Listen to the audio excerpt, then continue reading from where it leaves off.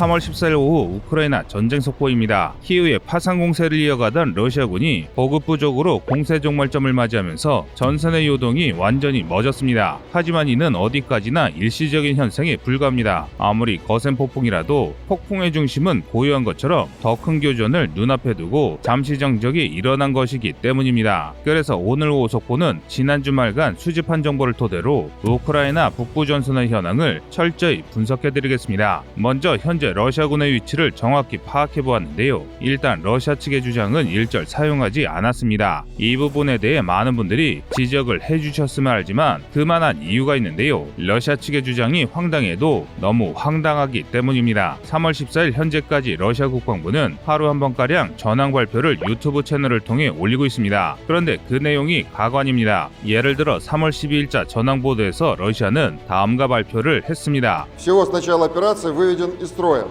3491 объект военной инфраструктуры Украины.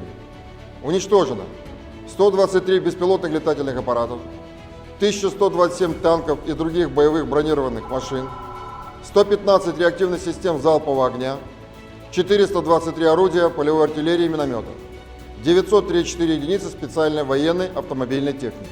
그런데 이 수치가 하나도 맞지 않는 사기입니다. 이유는 러시아가 발표한 모든 수치의 규모가 말이 안 되기 때문인데요. 국제전략연구소 IISS가 매년 발간하는 세계 군사연간 밀리터리 밸런스 2020에 따르면 우크라이나군은 총 854대의 전차와 1525대의 보병 전투차 IFV와 병력 수송 장갑차 APC를 보유하고 있습니다. 그리고 1520대의 각종포와 348대의 다련장 로켓을 보유 중입니다. 하지만 지속된 돈바스 분쟁으로 줄고 있는데요. 따라서 러시아의 주장을 고지고대로 받아들이면 지금 우크라이나군의 전력은 절반 이상을 상실하고 완전히 붕괴됐어야 합니다.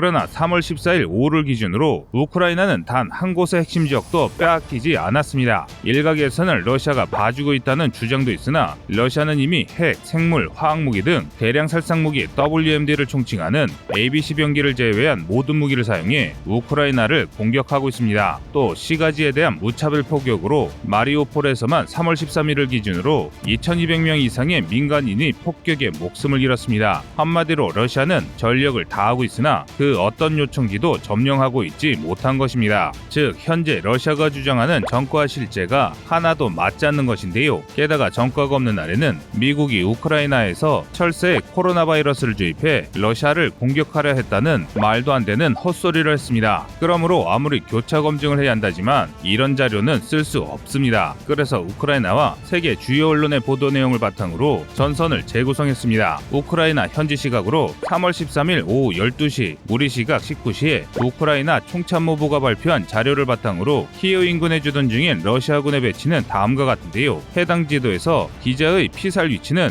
이 기재가 들것에 실려 후송된 지역입니다. 다시 말해 우크라이나군 최전선의 배후지라는 뜻입니다. 한마디로 러시아군의 대공세에도 이르핀이 아직 함락당하지 않았다는 것인데요. 이 지도를 통해 다음과 같은 형태의 전선이 형성되었음을 알 수 있는데요. 그런데 이런 전선의 모습은 3월 10일과 크게 다를 바가 없습니다. 그러니까 러시아군은 막대한 인명과 물자를 들여 공세를 했음에도 이렇다 할 성과를 거두지 못한 것입니다. 이는 러시아군의 군사력을 고려하면 정말 한심하기 그지없는 성과입니다. 원래 러시아의 계획은 지금 보시는 것처럼 전방위적인 공세로 키이우를 완전 포위한 뒤 차츰 압박하는 것이었습니다. 그런데 현실은 그렇지 않았습니다. 이제는 오히려 공세 종말점에 다다른 부대가 반격에 무너지는 것을 걱정해야 할 것 같습니다. 본격적인 전투가 벌어졌음에도 물자가 부족해 편의점을 털고 있는 러시아군이 이를 증명하는데요. 저녁 속보에서는 북부 전선 전체의 움직임을 보다 자세히 정리해 전해드리겠습니다. 이상 꺼리투브였습니다.